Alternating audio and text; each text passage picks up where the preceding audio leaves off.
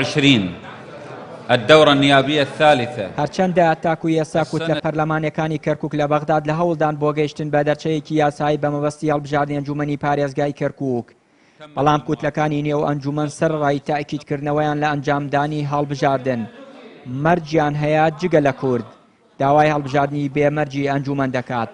عەرەبەکان داوا دەکەن دوای ئازادکردنەوەی حەویجە و ناوچەکانی باشووری کەرکووک لە ژێردەسەڵاتی داعش هەڵبژاردن بکرێت.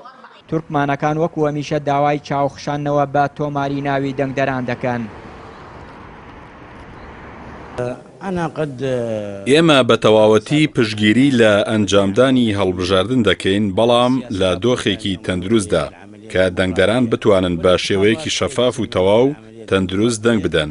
ئەوەی ئێمە بە تایبەت پێکاتەی عەرەب پێوە دەناڵێنین دەنگدەری ئێمە یان لە ئاوەرەیدا دەژین یان لە ژێر دەسەڵاتی داعشدایە.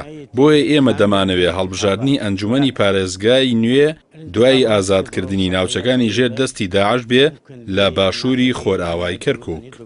لە بەغا مادەی 23 یەک فەقەرە تەوزیع سڵوتات بوو، دووەمین سێمین فەقەرە تەدقیق سجلات الناخبین. تدقيق سجلات الناخبين اگر ملتي كركوك استا 1,600,000 بووە نە 200 باشە ئەم 1,600,000 تقریبا 750,000 زیادەیە. ئەم زیادەیە کەرکووکیەیانە اینجا هەیە تەرەف ئەلێ کەرکووکیە هەیە ئەلێنە حەکەم چێ بێ لجنە داوامان ئەوە بوو کە لجنە تدقیق لە وزارەی تجارە و ئیحسا و داخلیە و ئومەم متحیدە و ممثلینی کەرکووک لە پەرلەمانی عێراق دێن یەک مانگ دوو مانگ تدقیق ئەیکەن ئەو سجلاتە کە کاکە ئەو مەوجودە کەس ئەو ملەتەکە لە کەرکووک هەموو کەرکووکین ئەو کاتە ئەڕۆین بۆ انتخابات بە قانونی عام. ئەگەر تدقیق نەبێ چێ بێ نەتیجە گەرنتی نابێ معتەرەفش نابێ. بە پێی زانیاریەکانی پەیام سەرۆکایەتی پەرلەمانی عێراق داوای ڕێکەوتنی سیاسی بە پەلەی لە نێوان پێکاتەکانی کەرکووک کردووە لەسەر هەڵبژاردننی ئەنجومەن. تاکوی ئێستاش 4 جار بە ئامادەبوونی سەرۆکی پەرلەمان کورد و عەرەب و تورکمانەکانی کەرکووک لە پەرلەمانی عێراق لە ماڵی سەلیم جبوری کۆبوونەتەوە.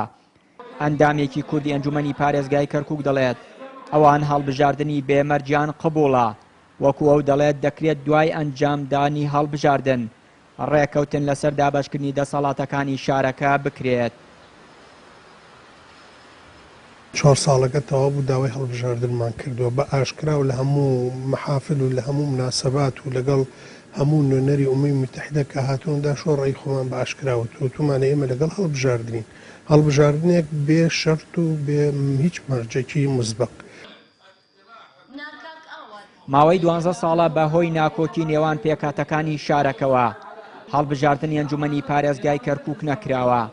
سەرەڕای چەندین کۆبوونەوە و دروستکردنی لیژنە نەتوانراوە لایەنەکان بگەنە ڕێکەوتن و هاوڵاتیانی شارەکە بۆ جارێکی تر نوێنەری خۆیان بۆ ئەنجومەنی پارێزگای کەرکووک هەڵبژێرن. چیانووری کەناڵی ئاسمانی پەیام کەرکووک.